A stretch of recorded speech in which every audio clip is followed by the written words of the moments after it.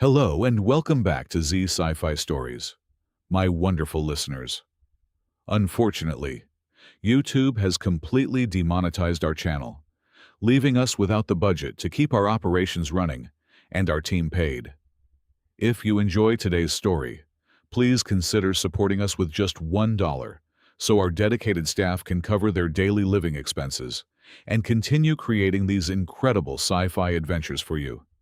You can easily support the channel by scanning the QR code currently on your screen, or by clicking the donation link found in the description or the pinned comment below.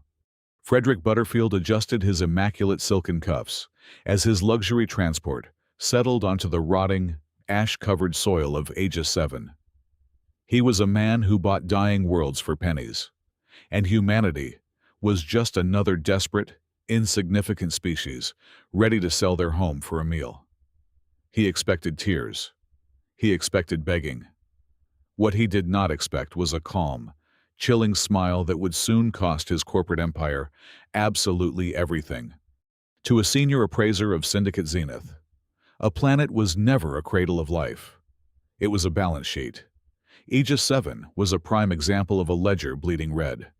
According to the Zenith orbital scans, the human-owned colony boasted a highly toxic ecosystem, completely depleted mineral veins, and a geographic location so obscure it barely registered on the grand galactic map. The air outside the shuttle was a thick, corrosive smog, the kind of atmosphere that chewed through standard alloys in a matter of months. Frederick wore a custom-tailored environmental projection suit, an invisible force field that kept the stench of failure away from his meticulously groomed person. He stepped out of his shuttle and walked with measured, predatory strides toward the human settlement. It was a pathetic display of survival. Corrugated metal shacks leaned against each other for structural support, patched with scrap carbon and sealed with cheap industrial foam. It looked less like a colony and more like a graveyard waiting for its tombstones. Inside the central administrative bunker, the lighting was dim, powered by a failing generator that hummed a pathetic, dying tune. Waiting for him across a rusted steel table was Elias Vance, the designated representative of humanity on this desolate rock. Vance wore a heavily patched hazmat suit, the fabric worn thin at the elbows and knees. He looked every bit the leader of a starving, doomed expedition. Yet, as Frederick sat down across from him, he noticed a striking anomaly. The human was not trembling. His eyes were not wide with the panic of imminent starvation. Instead, Vance sat with a perfectly straight spine, his hands folded neatly on the table, exuding an unnatural, deep stillness. Frederick wasted no time on pleasantries. He tapped the polished glass of his digital ledger, projecting a holographic contract onto the space between them. "Mr. Vance," Frederick began, his voice dripping with the practiced, condescending tone of a corporate executioner. "Syndicate Zenith is prepared to offer your people salvation. The terms are non-negotiable. You will sign over total, unconditional control of Aegis 7 to the Syndicate. This includes all planetary rights, orbital airspace, and subsurface properties. In exchange, my corporation will authorize an emergency drop of synthetic protein rations to sustain your surviving population." Frederick leaned forward, allowing his shadow to cast over the glowing hologram. "If you refuse, the Syndicate will designate this sector as a quarantine zone. All trade routes will be permanently severed. Your people will starve to death within 2 standard months. Sign the contract." He waited for the inevitable reaction. He expected Vance to slam his fists on the table, to curse the greed of the galactic monopolies, or perhaps to break down and weep for the loss of his world. It was the standard psychological progression of a broken species. But Elias Vance did absolutely none of those things. The human did not resist. He did not flush with anger. He did not utter a single word of protest or a plea for mercy. Instead, the corners of his mouth twitched upward into a very slight, almost imperceptible smile. It was a smile that did not reach his eyes. Without a moment of hesitation, Vance reached forward, took the digital stylus, and dragged his signature across the glowing terminal. His movements were fluid and frighteningly decisive. The hologram flashed green, indicating the immediate transfer of global sovereignty. The planet now belonged to Syndicate Zenith. Vance pushed the digital ledger back across the rusted metal table. He looked directly into Frederick's eyes. And when he finally spoke, his voice was perfectly level, devoid of any emotion, yet carrying a weight that made the temperature in the room seemingly drop. "Congratulations," Elias said softly. "You just declared war on the most deadly species alive." For a fleeting fraction of a second, a cold prickle of genuine confusion and primal unease ran down Frederick's spine. The delivery of the line was too calm, too certain. But years of corporate arrogance quickly smothered the brief flash of doubt. Frederick mentally scoffed, dismissing the dramatic statement as the pathetic, delusional bitterness of a defeated primate. It was just an empty threat from a weak creature trying to salvage a shred of dignity in the face of total subjugation. "Enjoy your rations, Mr. Vance," Frederick replied coldly, standing up and turning his back on the human. He walked out of the decaying bunker, leaving the miserable settlement behind. As his luxury transport lifted off, breaking through the toxic clouds of Aegis 7 and heading toward the safety of the orbiting fleet, Frederick activated his communication relay. "Central Command. This is Appraiser Butterfield," he stated briskly. "The Aegis 7 acquisition is 100% complete. The natives offered zero resistance. Proceed with the standard resource extraction protocols." He poured himself a glass of aged synth wine, looking down at the gray, swirling surface of the dead world one last time. The contract was signed. The trap, though he could never have known it, was set. 48 hours after the ink dried on the digital ledger, the blackened sky above Aegis 7 darkened even further. The Syndicate Zenith extraction fleet arrived to claim its prize. It was an armada of brutalist engineering, consisting of 36 gargantuan planet cracker vessels and an orbital command citadel that blotted out the light of the local star. Inside the Citadel's observation deck, the atmosphere was sterile, meticulously climate-controlled to an exact 22 degrees Celsius. The low, confident hum of the massive plasma engines vibrated through the reinforced steel floor. On the bridge, Fleet Commander Varlin stood with his hands clasped tightly behind his back, waiting for the geological survey grid to initialize. Frederick Butterfield sat nearby in a high-backed synthetic leather chair, casually scrolling through the projected profit margins of the incoming ore strip mining operations. Everything was proceeding according to standard corporate protocol. Then, the absolute silence of the orbital void was broken. The disruption did not come in the form of a laser barrage or a sudden missile lock. It came as a catastrophic, silent collapse of logical reality. "Commander," a senior sensor technician called out, her voice tight with sudden confusion. "We have lost all external telemetry. Our optical and radar arrays are returning completely blind." Varlin frowned, stepping briskly toward the glowing tactical console.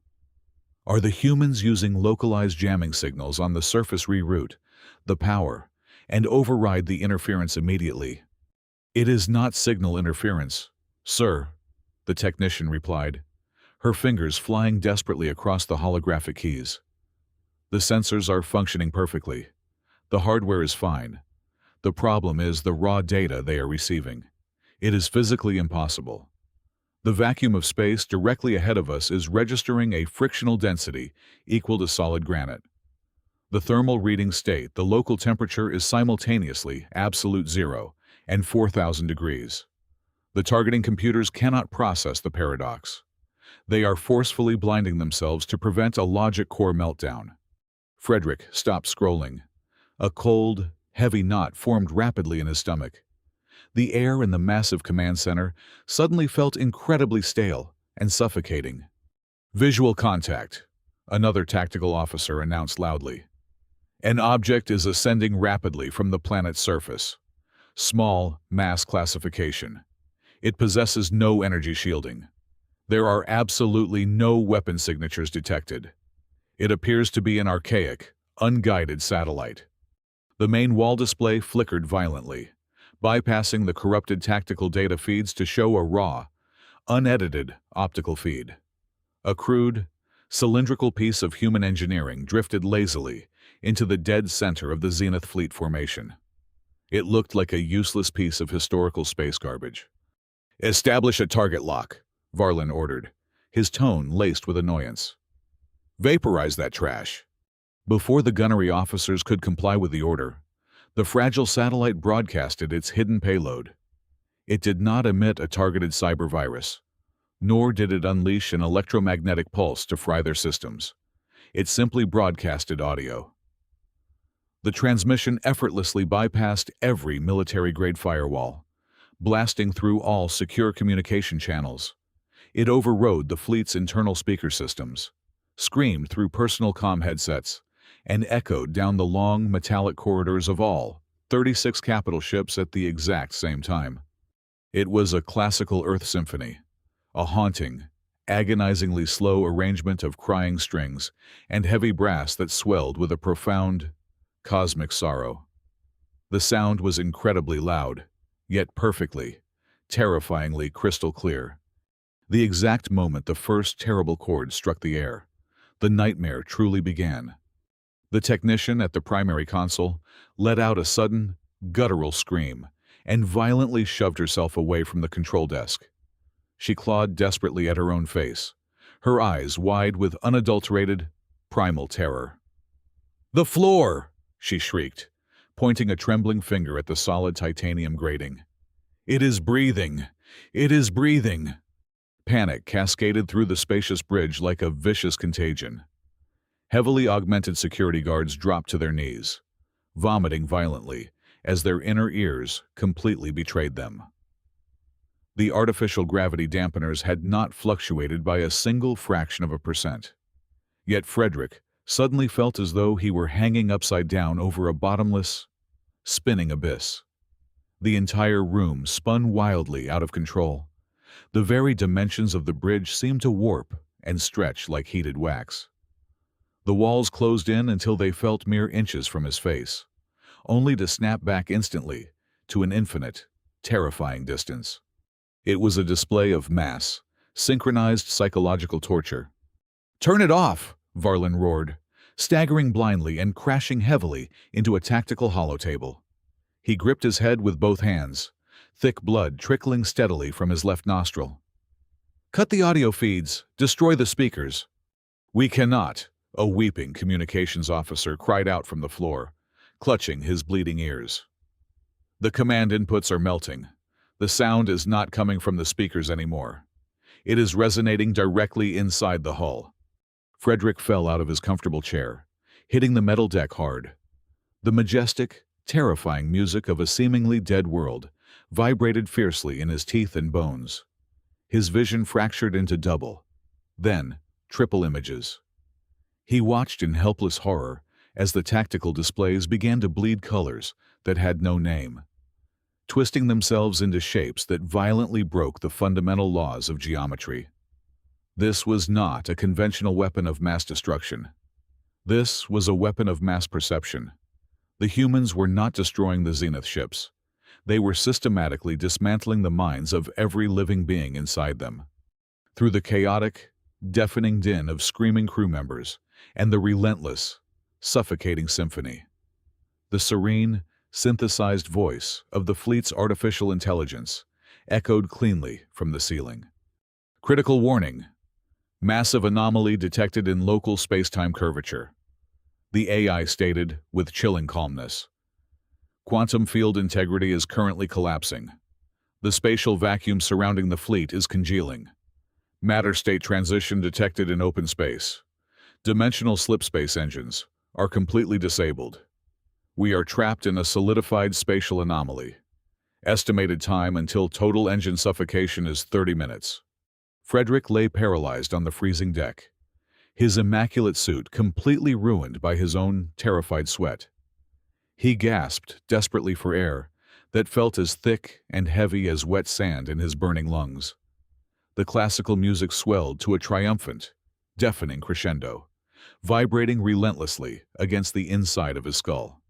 The reinforced bulkheads of the command citadel groaned loudly under the crushing pressure of a reality that was actively, aggressively rewriting itself. Through the nauseating vertigo and the blinding, terrifying hallucinations, a single, crystal-clear memory pierced Frederick's rapidly crumbling psyche. He saw the decaying human bunker again. He saw the ragged, heavily patched hazmat suit. And he saw Elias Vance, sitting perfectly still, offering that polite, chilling smile. "Congratulations. You just declared war on the most deadly species alive." The words echoed relentlessly in Frederick's mind. They were no longer the pathetic boast of a dying man. They were a terrifying prophecy, fulfilling itself in real time. He curled into a tight, trembling ball as the claustrophobic darkness closed in around him. True, pure terror gripped his rapidly beating heart. The humans had not sold their world out of desperation. They had patiently lured the Zenith fleet into a locked cage, sealed the door tight, and simply turned off the laws of physics. Through the nauseating distortion of the bridge, Fleet Commander Varlin refused to completely surrender to the sensory assault, wiping thick, dark blood from his chin. He dragged his upper body onto the edge of the tactical holotable. The visual feeds were heavily corrupted, but standard military doctrine remained hardwired into his brain. If an enemy installation was emitting a hostile signal, you crushed it with overwhelming ground superiority. "Execute Directive Omega!" Varlin roared over the deafening, mournful symphony echoing inside their skulls. "Launch the Vanguard mercenary divisions, drop them directly onto the colony coordinates, burn the settlement to ash, shatter whatever is broadcasting that noise." Deep within the bowels of the paralyzed fleet, automated systems bypassed the localized spatial distortion just enough to violently eject hundreds of heavy drop pods. They rained down upon Aegis 7 like a meteor shower of blackened iron, tearing through the corrosive smog. Inside, the pods were Zenith's most elite corporate enforcers. These were heavily augmented veterans, equipped with auto-targeting plasma rifles and exosuits designed to withstand point-blank artillery fire. They fully expected to step out and slaughter a disorganized mob of starving, ragged humans. They expected a massacre that would last mere seconds.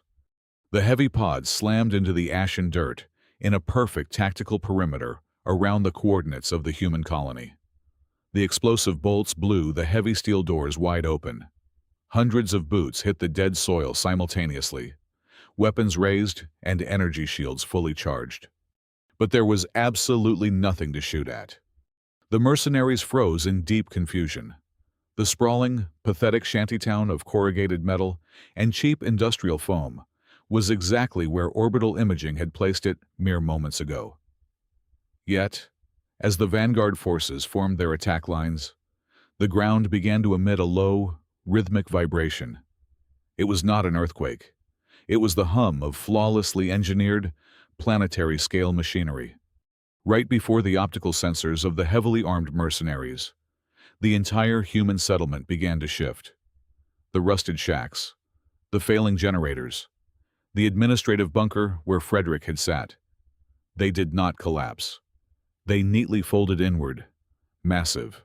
Concealed hydraulic plates beneath the dead dirt hissed in perfect synchronization. The entire colony smoothly retracted deep into the subterranean crust of the planet. Thick slabs of synthetic rock slid gracefully over the chasms, locking together with airtight precision. In less than 60 seconds, the colony had completely vanished. It was replaced by a perfectly flat, unbroken expanse of barren wasteland. There was no seam, no trace, no heat signature left behind. "Command, this is Vanguard Leader," the mercenary captain barked into his helmet communicator, his voice tight with rising panic. "The target has disappeared. Repeat, the entire colony has sunk into the earth. We have no viable targets." Before Varlin could issue a counter-order from orbit, Aegis 7 decided to introduce itself properly. The dead planet finally woke up. A violent, Localized gravitational anomaly erupted across the entire landing zone. It was not a steady pull, but a localized, randomized inversion of the planet's gravitational constant. A heavily armored squad on the eastern flank suddenly screamed as they were violently yanked 20 feet into the air, their heavy boots kicking uselessly at the toxic sky. A fraction of a second later, the gravity in their specific grid reversed with bone-crushing force, slamming them back into the dirt hard enough to shatter their kinetic dampeners. Total military chaos broke out. Elite soldiers found themselves walking on the sides of invisible walls, tumbling across the ground, or helplessly floating upside down. Their heavy weaponry, designed to vaporize armored tanks, became completely useless. A soldier cannot aim when they are violently thrown sideways by an invisible hand, only to be dragged down by a force equal to 5 times the standard gravity. Plasma fire erupted in every direction, completely uncontrolled, as panicked mercenaries squeezed their triggers while spinning wildly in the air. The sophisticated targeting computers in their helmets screamed in error, unable to lock onto anything as the fundamental laws of mass and weight changed completely every 3 seconds. Then came the final phase of the counterattack. Surrounding the barren drop zone were forests of petrified, ash-covered trees and vast fields of dead, blackened brush. The Syndicate biological scanners had labeled these as completely extinct organic matter. They were wrong, as the mercenaries thrashed violently in the fluctuating gravity storms. The dead bark of the trees peeled back, like the skin of a living creature. They were not dead flora. They were exquisitely designed biological weapons, genetically engineered to perfection and planted decades in advance. Millions of microscopic, bioluminescent spores erupted from the hidden vents within the petrified wood. They formed a thick, glowing green mist that swept across the battlefield with unnatural speed. The mist was beautiful in a deeply terrifying way, drifting with a predatory intelligence that actively sought out the struggling soldiers. The toxic gas did not corrode armor or burn flesh. Instead, it bypassed standard military filtration systems completely, seeping seamlessly through the microscopic seams of the Zenith environmental suits. The effects were instantaneous and absolutely devastating. It was a targeted, neural paralytic compound. The Vanguard captain watched in absolute horror as his own hands simply stopped responding. His fingers went entirely numb, dropping his heavy plasma rifle into the dirt. His legs gave out, and he collapsed heavily onto his knees. Across the entire landing zone, hundreds of the galaxy's most lethal, highly paid enforcers slumped to the ground like broken toys. They were fully conscious, their eyes darting wildly in sheer terror, but they could not move a single muscle, not even to speak. Up in the orbital command citadel, the haunting symphony finally began to fade, leaving only the agonizing silence of total defeat. Frederick Butterfield pulled himself up onto his knees, staring blindly at the main tactical display. The entire engagement had taken exactly 19 minutes. Not a single shot had been fired by a human hand. No human soldier had even shown their face. Yet, the entire Syndicate ground force was captured, paralyzed, and utterly neutralized. A profound, ice-cold realization washed over Frederick, freezing the blood in his veins. The Zenith analysts had looked at Aegis 7 and seen a desperate, starving colony begging for salvation. They had been spectacularly, fatally arrogant. The humans had not been clinging to survival on a dead world. They had deliberately engineered the entire planet. They had meticulously built an intricate, mechanical trap, disguised it as a rotting corpse, and waited patiently for the galaxy's most notorious scavengers to arrive. Aegis 7 was not a colony. It was a gargantuan pitcher plant, wide open and waiting, and Syndicate Zenith had just marched directly into its gaping maw. Frederick Butterfield fled the pandemonium of the command bridge. He stumbled blindly through the sterile, silver corridors of the orbital citadel, the metallic groans of the paralyzed flagship ringing in his ears. The artificial air scrubbers were failing, leaving a sour, coppery taste in his mouth. He locked himself inside his private executive suite, a lavish room adorned with rare alien artifacts that now felt entirely like a gilded cage. Absolute panic, cold and relentless, gripped his chest. He desperately needed leverage. He needed a compromise before the entire fleet was crushed by the manipulated vacuum of space. With trembling, sweat-slicked fingers, Frederick activated his personal, ultra-secure diplomatic terminal. He manually routed the encryption, bypassing the blinded fleet sensors, and broadcasted a direct, priority plea to the surface coordinates of Elias Vance. The holographic screen flashed, attempting to establish a digital handshake protocol. It never connected.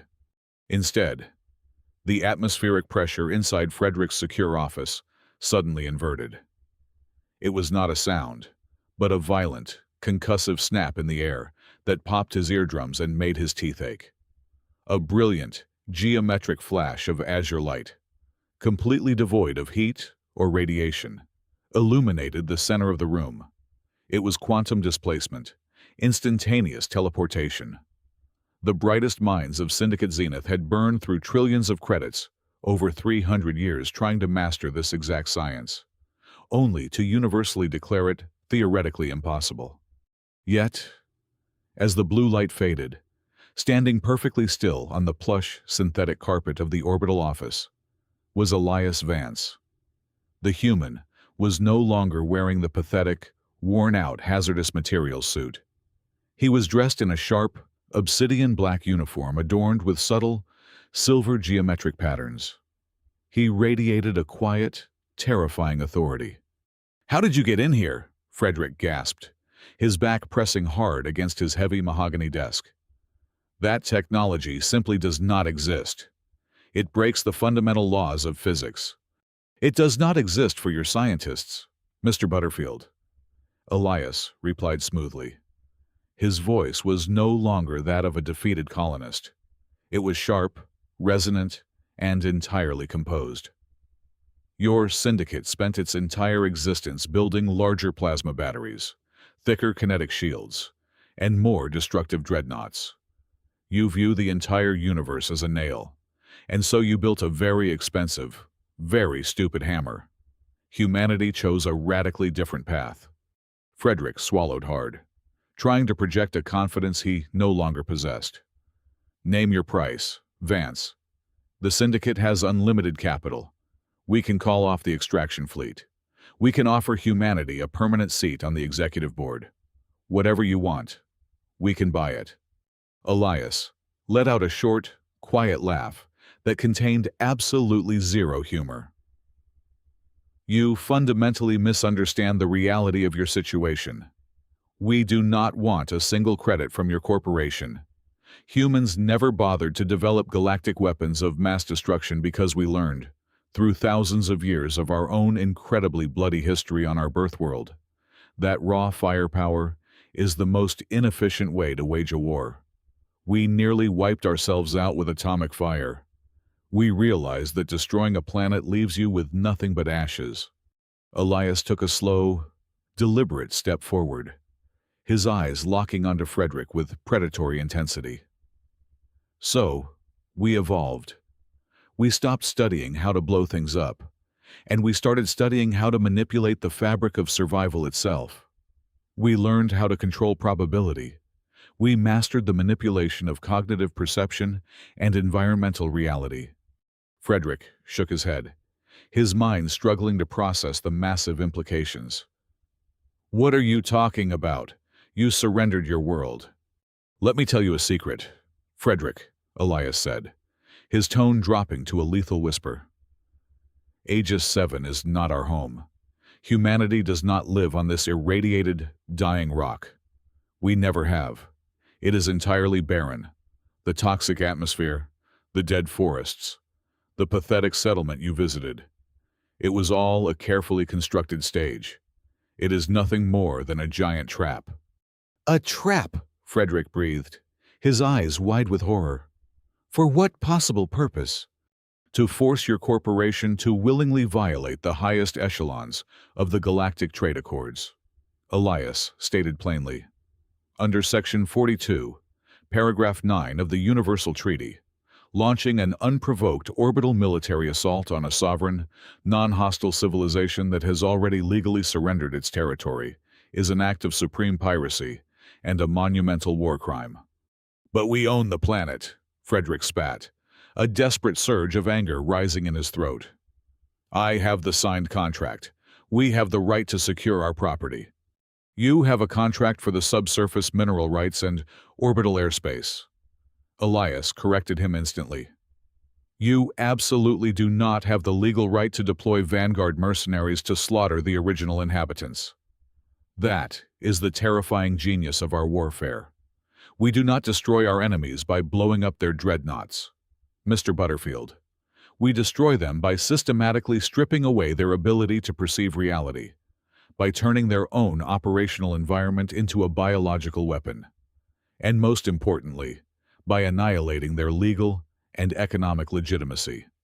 Frederick felt the room begin to spin again, driven by sheer, unadulterated terror.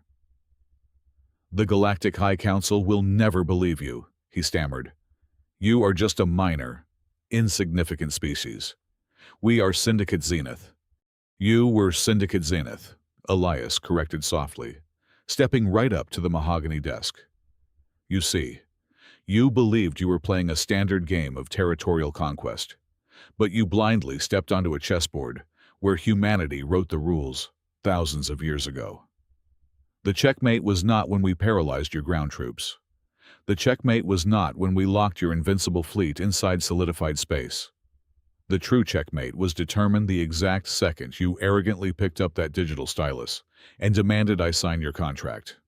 Light years away from the trapped armada, deep within the obsidian towers of Zenith Prime, the corporate board of directors was descending into absolute, unadulterated madness. The encrypted telemetry feeds from the Aegis 7 extraction fleet had gone completely dark, replaced only by fragmented, terrifying diagnostic errors indicating catastrophic spatial anomalies. Chief Executive Officer Vark, a man whose personal net worth exceeded the gross domestic product of entire star systems, slammed his fists onto his polished boardroom table. He was cornered, and a cornered predator only knows how to lash out. Ignoring every established diplomatic protocol, ignoring the Galactic Trade Accords, and bypassing his own advisory board, Vark authorized the unthinkable. He transmitted the highest-level override codes directly to the paralyzed flagship. His order was brutally simple. They were to immediately engage the primary planet cracker armament. They were commanded to crack Aegis 7 into 1 billion lifeless asteroids, erasing the human trap, the paralyzed mercenaries, and the humiliating evidence of their failure in one apocalyptic strike.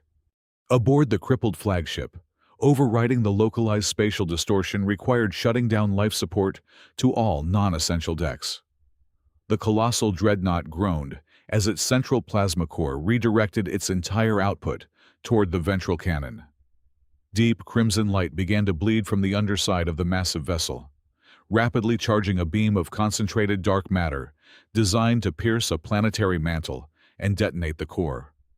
It was a weapon of pure, uncompromising annihilation, a device of terror that had not been fired in over 200 years.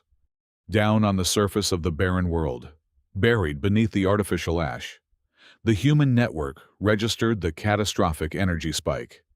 They did not attempt to jam the weapon. They did not launch interceptor missiles. Instead, the exact moment the planet cracker reached 100% capacity, an invisible grid of thousands of microscopic satellites ignited in low orbit. They did not project a physical kinetic shield. Instead, they projected a localized, concentrated inversion of spatial geometry. They built a flawless, quantum mirror encompassing the entire Zenith fleet. The dreadnought fired. A beam of world-ending energy, thick as a skyscraper, erupted from the cannon. It traveled exactly 3 kilometers before it hit the invisible inversion field. The beam did not scatter, nor did it dissipate into the void. It folded precisely back upon itself. The unimaginable force of the planet cracker rebounded perfectly, slamming directly back into the Zenith flagship and chaining viciously through the surrounding armada. There were no fiery explosions, as the suffocating vacuum of the manipulated space choked out the flames instantly. Instead, the immense energy surge overloaded and instantly melted every single power conduit, kinetic barrier, and backup generator across all 36 capital ships. In the blink of an eye, the majestic Zenith extraction fleet was reduced to a graveyard of dead, floating iron coffins. The ships were structurally intact, but completely devoid of power. They had no engines, no weapons, no life support, and no functioning escape pods. But physical defeat was merely the opening act of the slaughter. The true annihilation was occurring on a battlefield completely devoid of blaster fire. Back in Frederick Butterfield's rapidly cooling office, the quantum-projected avatar of Elias Vance gestured casually with his hand. A secondary holographic display flared to life, tapping directly into the pan-galactic trade network, the central hub of all interstellar commerce. "Did you truly believe we were just sitting down there, watching you struggle?" Elias asked, his voice cutting like a razor through the suffocating darkness of the powerless room. "Every single moment since your fleet arrived, every panicked order from your commander, the deployment of your vanguard mercenaries against a legally surrendered world, and finally, the authorization to use a banned planetary destruction weapon. We recorded all of it. And we did not just record it, Mr. Butterfield. We have been live streaming it, completely unencrypted, in high definition, on every major public and corporate frequency across the known galaxy." The holographic display scrolled with a velocity that made Frederick physically nauseous. It was the Zenith corporate stock ticker. The financial markets of 1,000 worlds were reacting in real time to the undeniable evidence of supreme war crimes. Traders, algorithmic commerce brains, and allied conglomerates were dumping Zenith assets in a synchronized stampede of absolute panic. Frederick watched, his breathing shallow and rapid, as the numbers plummeted in a free fall of unprecedented scale. "Look at the board, Frederick," Elias commanded coldly, stepping closer to the terrifying display of economic ruin. "Your corporate empire survived for 500 years. It just lost 90% of its total market valuation in less than 10 minutes. Your primary financial backers are currently issuing public statements, severing all ties. Your logistics partners are freezing your accounts to avoid joint legal prosecution by the High Council. Your supply chains are evaporating as we speak." The realization crashed over Frederick like a physical blow, heavy and suffocating. The humans had never intended to fight a military war. They had executed a flawless, surgical strike on the very foundation of the Syndicate. The collapse of Zenith was not brought about by the destruction of their ships or the death of their soldiers. It was a total, irreversible collapse of their economic power, their legal standing, and their fundamental right to exist in the galactic community. A predatory empire built on ruthless acquisitions had just been hostilely taken over by a species that did not even have to fire a single bullet. The economic slaughter was absolute, but the wounded beast of Syndicate Zenith had one final, venomous spasm left. Light years away on Zenith Prime, watching his legacy turn to ash in mere minutes, Chief Executive Officer Vark surrendered to pure, irrational malice. If he could not own Aegis 7, no one in the galaxy would, bypassing all safety protocols. Vark transmitted a supreme executive override directly into the trapped flagship's quantum singularity core. Inside Frederick's rapidly cooling office, the mechanical analog backup klaxons began to scream. A harsh, red light bathed the room, and the artificial intelligence spoke through the emergency analog speakers. "Warning! Quantum core containment disengaged by external executive command. Critical meltdown sequence initiated. Projected blast radius encompasses the entire solar system. Time to total annihilation is 3 standard minutes. Vark was going to detonate the fleet. He was perfectly willing to murder millions of his own loyal employees and extinguish a local star, just to spite the humans who had outsmarted him. The sheer, unfathomable cruelty of the corporate machine was suddenly laid bare. Frederick looked at Elias Vance, who was standing completely still, and in a blinding flash of clarity, Frederick understood the fundamental difference between the two sides. The humans possessed the capability to wipe out the Zenith Armada, yet they had painstakingly engineered a bloodless trap. They were the only faction in this entire conflict that possessed genuine rationality and human decency. The heavy doors to Frederick's office hissed open. 2 corporate enforcers, his own personal security detail, stumbled into the room. They were disoriented from the spatial sickness, but fiercely loyal to the central command structure. "Appraiser Butterfield," the lead guard barked, raising his kinetic rifle. "Executive orders from Prime. No one is to interfere with the core sequence. Step away from your console." Frederick did not freeze. For the first time in his meticulously calculated life, he acted on raw, righteous instinct.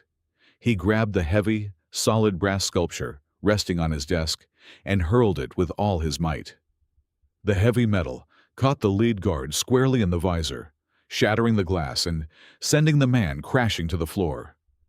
The second guard raised his weapon, but Frederick was already moving. He lunged across the mahogany desk, tackling the heavily augmented soldier. The 2 men crashed into the wall. Frederick fought with the desperate strength of a man trying to save his own soul. He ripped the heavy kinetic baton from the guard's belt and struck him hard across the temple. The guard went limp, gasping for breath, his immaculate uniform torn and stained with sweat. Frederick scrambled toward the primary executive console on the wall. He punched in his personal biometric codes and grabbed the heavy, physical lever that controlled the localized containment field of the flagship's core. With a primal roar, he threw his entire body weight backward, pulling the lever down and instantly severing the remote connection to Zenith Prime. The harsh red lights flickered and died. The mechanical voice announced that the core had safely returned to stable containment. Frederick slumped against the wall, sliding down to the floor. He looked up at Elias Vance, reaching into his breast pocket. Frederick pulled out a small, encrypted data drive. It was his senior appraiser master cipher, an artifact containing the highest level of administrative access to every single asset, bank account, and legal patent owned by Syndicate Zenith. "Take it," Frederick panted, tossing the drive across the room. Elias caught it effortlessly in his physical hand, proving he had truly teleported and was not merely a projection. "I am surrendering the corporation to you. All I ask in return is the safety of the crew. There are millions of low-level workers, engineers, and medics in this fleet who had no say in this invasion. Do not let them suffocate in the dark." Elias looked at the drive, then back at Frederick. The coldness in his eyes finally vanished, replaced by a profound, genuine respect. "Humanity honors its deals. Mr. Butterfield, your people will live." Inserting the master cipher into his own encrypted gauntlet, Elias initiated the final phase of the war. Using Frederick's supreme access codes, Elias triggered the ultimate legal compensation clause within the Galactic Trade Accords. In the eyes of the universal law, Syndicate Zenith willfully surrendered its entire existence to pay for its monumental war crimes. In less than 3 days, the massive, centuries-old empire was entirely absorbed by humanity. Every shipyard, every patent, every credit, and every territory legally changed hands. The conflict ended without a single massacre. The most feared corporate monopoly in the galaxy had been completely erased from history, and not a single shot of lethal intent had been fired by the victors. 1 standard year later, Frederick Butterfield stood on the observation deck of a glittering, newly constructed human trade station orbiting the now vibrant world of Aegis 7. He wore a crisp new uniform, serving as the official galactic trade advisor for the newly established human alliance. He gazed out at the endless sea of stars, watching human merchant vessels smoothly navigating the trade routes that Zenith once tyrannically controlled. He took a deep breath, feeling a profound sense of awe. He finally understood the absolute truth. The true terror of humanity did not lie in how many dreadnoughts they could build, or how much atomic fire they could unleash. The true terror of humanity was their unmatched, terrifying brilliance.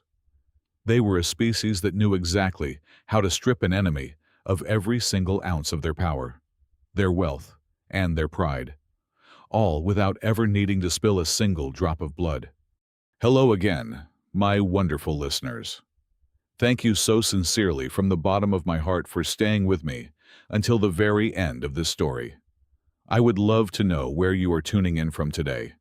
So please, let me know your country in the comments below. If you found today's story thrilling and want to help our channel survive, please consider supporting us with just $1. You can scan the QR code on your screen right now, or use the donation link in the description or the pinned comment. Your incredible generosity goes directly toward paying our hardworking team, helping them feed their families, and ensuring we can keep creating these amazing sci-fi adventures for you. Thank you, and I will see you in the next universe.